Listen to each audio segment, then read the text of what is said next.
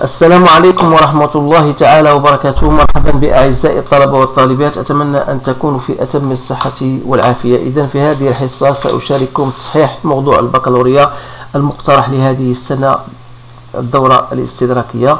إذن الموضوع سترونه الآن أمامكم. إذن كما ترون، أولا للتذكير فقط، إذن vous avez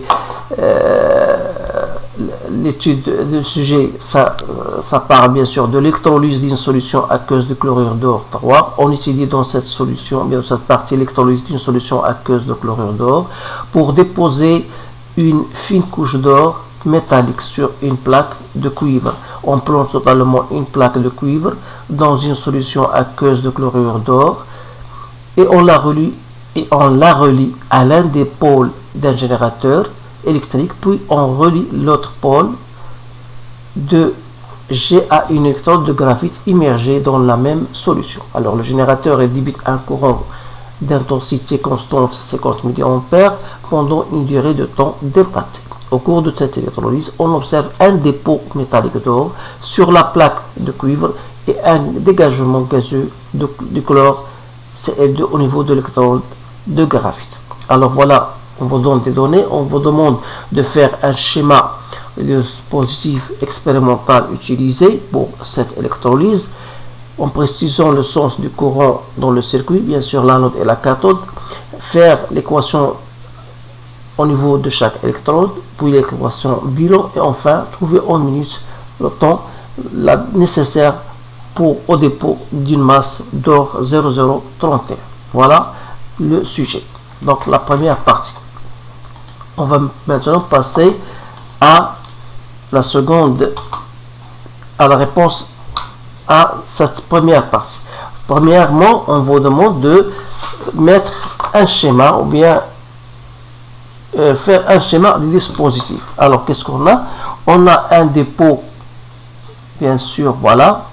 On a une électrode de cuivre. Donc il est relié à un générateur, mais voilà, et une autre électrode de graphite qui est émergée dans la même solution. Alors cette solution c'est AU3 plus 3Cl-. Voilà. Donc notre but c'est de déterminer bien sûr le sens du courant en précisant l'anode et la cathode. Mais n'oubliez pas qu'on vous a donné une phrase. On dit voilà, on observe un dépôt métallique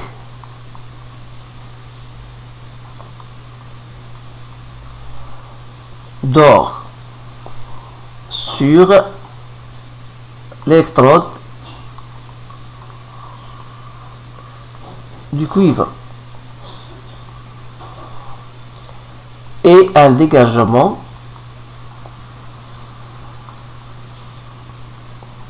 de Cl2 au niveau de l'autre électrode. Alors ça, c'est une phrase très intéressante parce que ça va nous permettre de dire que l'électrode de cuivre, puisqu'il y a un dépôt d'or, ça veut dire que l'électrode de cuivre va jouer le rôle de la cathode. Donc l'électrode de CU donc va jouer le rôle de la cathode, tout simplement. Pourquoi? Parce qu'il s'agit d'une réduction ici, parce qu'on a au niveau de cette électrode on a une réduction, alors que l'autre électrode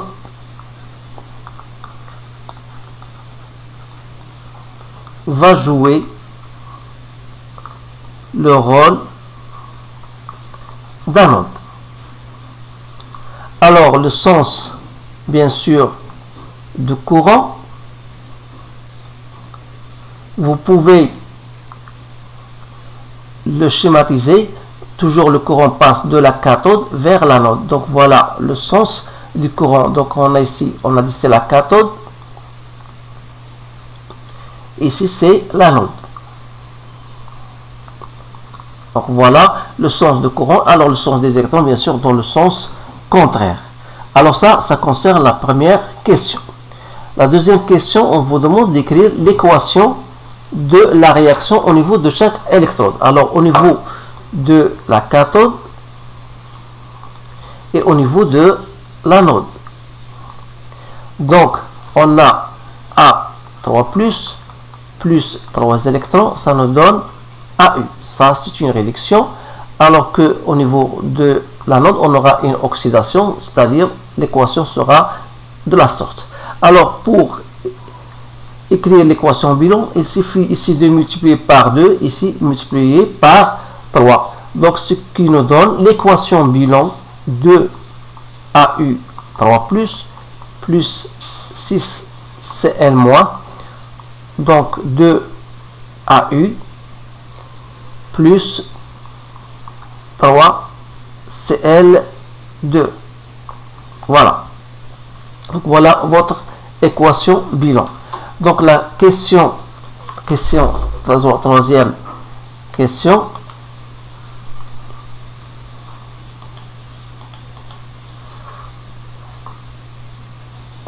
Donc on va passer à la réponse de la troisième question. C'était trouver en minutes la durée delta T nécessaire au dépôt d'une masse d'or AU. Alors, pour répondre à cette question, vous savez bien sûr que I delta T, c'est la charge Q, c'est le nombre des électrons mis en jeu fois la constante de Faraday. Alors, le nombre d'électrons mis en jeu, c'est 6x, donc fois F. Alors, bien sûr, vous savez que si vous utilisez le tableau d'avancement, vous pouvez même chercher le nombre de l'uranium final déposé, qui n'est autre que 2x. Voilà. Alors là, à partir de cela, je peux déterminer, si je multiplie par le nombre de masses, c'est-à-dire si je fais 2x fois la masse de l'uranium, donc le nombre de moles fois la masse, ça me donne la masse déposée, donc c'est la masse de l'uranium déposé, qui est égale, je peux soit mettre, voilà, je peux la laisser ici comme ça. Alors 2x, ici on a 6x égale, c'est-à-dire que 3 fois 2x F, ici égale à I delta T. Alors de là, je peux en déduire 2x. 2x c'est quoi? C'est I delta T sur 3F que je dois diviser par la masse molaire de l'uranium. Donc on aura bien sûr, voilà la relation, bien l'expression finale. C'est-à-dire que I delta T c'est bien égal. Donc I delta T égale, donc égal à 3 fois, si je note ça la masse, ou bien je peux noter soit M, soit la masse finale, soit delta M, comme vous voulez. Donc je vais mettre delta M sur la masse molaire de l'uranium fois F. Et de là, j'en déduis alors delta T. Alors delta T n'est autre que 3 delta M de l'uranium sur de l'or bien sûr, sur la masse molaire multiplié par F que je divise par I. Donc voilà l'expression de delta T. Donc il suffit de faire votre application numérique. Donc c'est 3 fois 0,031 sur 197 que je multiplie par 9,65 10 à la puissance 4 sur 50 10 moins 3. Alors je trouve delta T égale 911,116 secondes. Donc je dois la convertir en minutes. Donc je trouve 15,18 minutes. Voilà, 15,18 minutes. Voilà la réponse à cette première partie.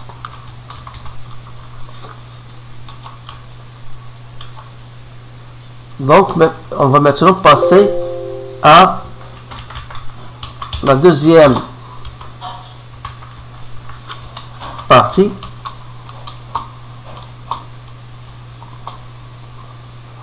donc la deuxième partie, ça concerne, voilà, l'étude de quelques propriétés d'une solution aqueuse de la méthylamine.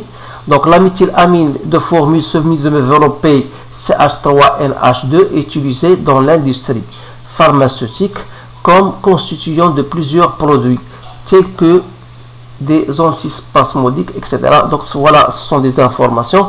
Donc dans cette partie, on se propose d'étudier quelques propriétés d'une solution aqueuse de la méthylamine. Donc voilà, on prépare un volume V, 1 litre de la solution SB de la méthylamine de concentration SCB. La mesure de pH était égale à 11,3. Alors, donner la définition d'une base selon Bronsted. Écrire l'équation de la réaction. Calculer le taux d'avancement. Que peut-on conclure? Montrer que le quotient de la réaction peut s'écrire de la sorte et ensuite calculer sa valeur. Voilà les questions. Donc on va répondre question par question. Premièrement, quelle est la définition d'une base selon Bronsted? Vous savez bien sûr, vous pouvez le retourner à votre cours. Donc une base selon Bronsted est toute substance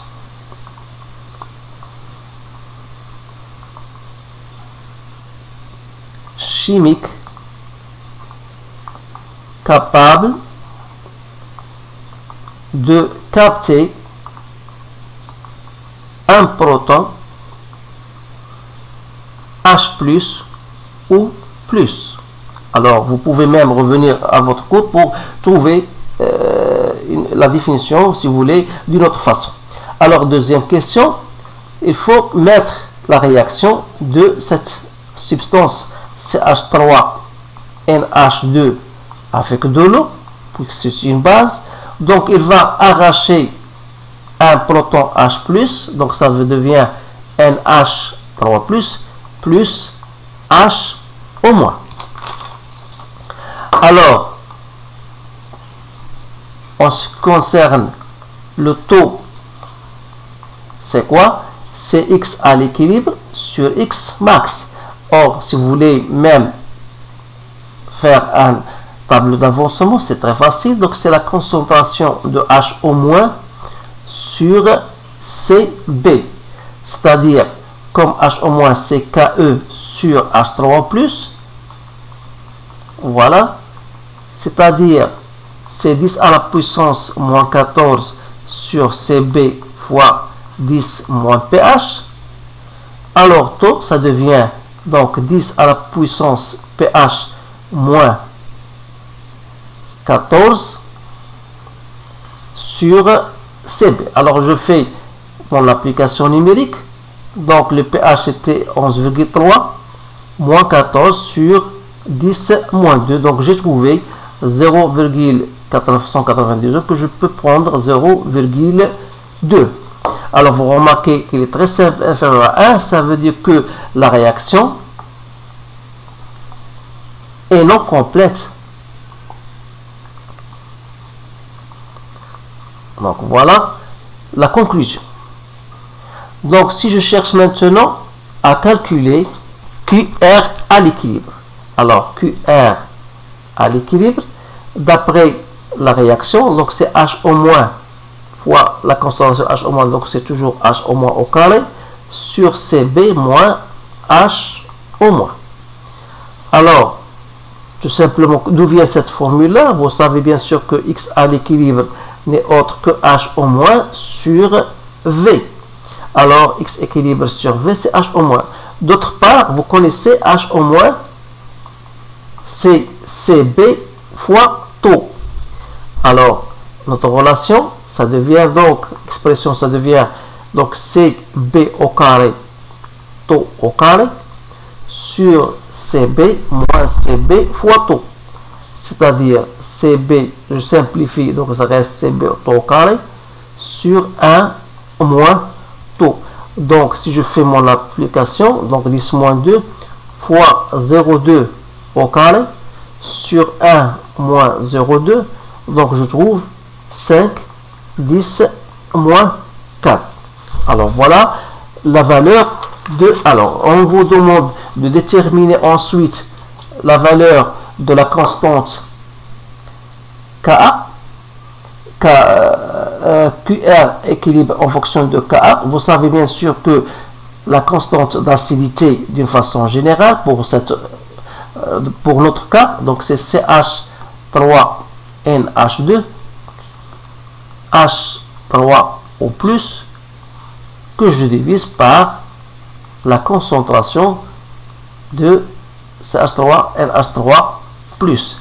D'autre part, donc on a QR à l'équilibre, on a trouvé CH3NH3+ fois H au moins sur CH3NH2. Voilà. Donc ça, je peux l'écrire autrement. Donc CH3NH3+ fois H au moins fois, je multiplie par H3O+. Et je divise de la même manière par H3O+. Donc vous remarquez bien sûr que si, en regardant cette expression-là, voilà, n'est autre que 1 sur Ka. Donc QR à l'équilibre, ça reste KE sur Ka. Alors, Ka, ça sera donc KE sur QR à l'équilibre, c'est-à-dire 10 moins 14, que je divise par 5, 10 moins 4, ça me donne 2, 10 moins 11. Alors, pour moi, PKA, c'est moins log de Ka, c'est-à-dire moins log de 2, 10 moins 11, donc je trouve 10,7 comme prévu dans le sujet. Alors voilà la réponse à cette partie. Qu'est-ce qu'il nous reste maintenant? Donc il nous reste, voilà, trouver l'expression. Donc on va passer maintenant à la dosage de la solution aqueuse de la méthylamine.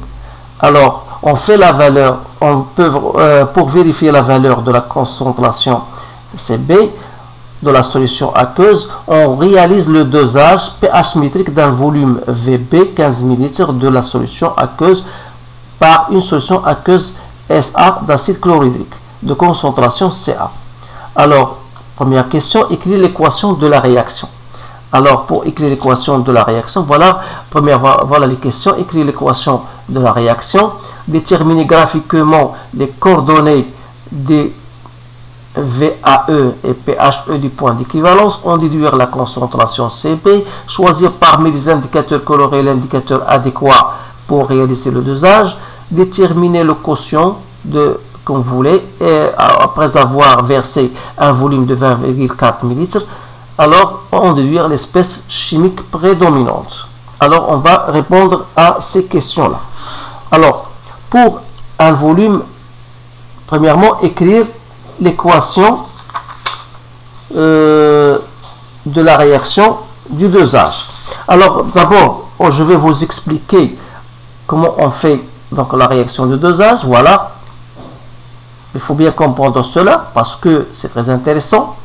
Donc on essaie de doser un volume VB de la solution SB tel que VB égale à 15 ml d'une autre solution acide H3O+, c'est-à-dire SA, de concentration Ca 10-2 mol par litre et de volume à l'équivalence qu'on ne connaît pas. Alors, voilà. Maintenant, on va passer à la réaction de dosage, c'est-à-dire 2,1. Donc, on dose une solution basique par une solution acide. Alors on aura, voilà la réaction CH3NH3+ plus H2O. Donc c'est la réaction du 2H. Déterminer graphiquement, alors à partir, vous allez retourner au graphique. Donc c'est facile de déterminer le volume VAE qui est égal à 15 ml. Alors pour le pH, il faut utiliser un équerre ou bien un compas pour déterminer le milieu qui va vous donner directement le pH que j'ai trouvé à partir de notre graphe que j'ai trouvé 6,6. Voilà. Donc pour la question 3, donc la réaction, la relation de l'équivalence, on a CA-VAE égale ACB VB. Alors on trouve alors le but de trouver CB. Donc il y a CA-VAE que je divise par VB, c'est-à-dire CB sera 10 moins 2 fois 15 que je divise par 15. Donc c'est 10 moins 2 mol par litre. Alors pour l'indicateur qu'on doit choisir, tout simplement à partir de la valeur de pHE qui est comprise entre 6 et 7,6, on peut en déduire que le bleu de bromo méthyle est l'indicateur qu'on doit choisir et l'indicateur adéquat pour réaliser ce dosage. Pour le dosage, déterminer maintenant le quotient. Alors pour le volume qu'on a versé VA1 égale à 20,4 litres, on part justement à notre cours pour déterminer le pH correspondant. Alors pour le pH correspondant, il faut bien sûr savoir identifier ou bien mettre ce point là à partir de notre courbe. Alors vous allez revenir à notre courbe, vous allez bien voir où se trouve la valeur 20,4 ml. Alors on va déterminer son pH à partir de notre courbe qui est égal à 2,8. alors à partir de notre relation que vous connaissez tous, le pH égale à pKa plus log de la concentration de CH3NH2 sur CH3NH3 plus, c'est-à-dire avec le pH, donc ça veut dire que log de CH3NH2 sur CH3NH3 plus est égal au pH moins pKa. Or le pH c'est 2,8 moins 10,7, c'est-à-dire moins 7,9. Alors de là je peux en déduire CH3NH2 sur CH3NH3 plus qui est égal à 10 à la puissance moins 7,9 qui est très inférieur à 1. Ça veut dire que CH3NH2 est inférieur à la concentration de CH3NH3 plus. Autrement dit, l'espèce, donc l'espèce chimique prédominante et donc CH3NH3 plus. Donc voilà la réponse à cette deuxième partie de notre sujet de la chimie. Alors voilà, on a répondu à toutes les questions. Donc je vois que c'était un sujet qui n'est pas tout à fait difficile. Il suffit donc d'appliquer vos relations que vous avez dans votre cours. Alors je vous souhaite une bonne chance et je vous dis à bientôt.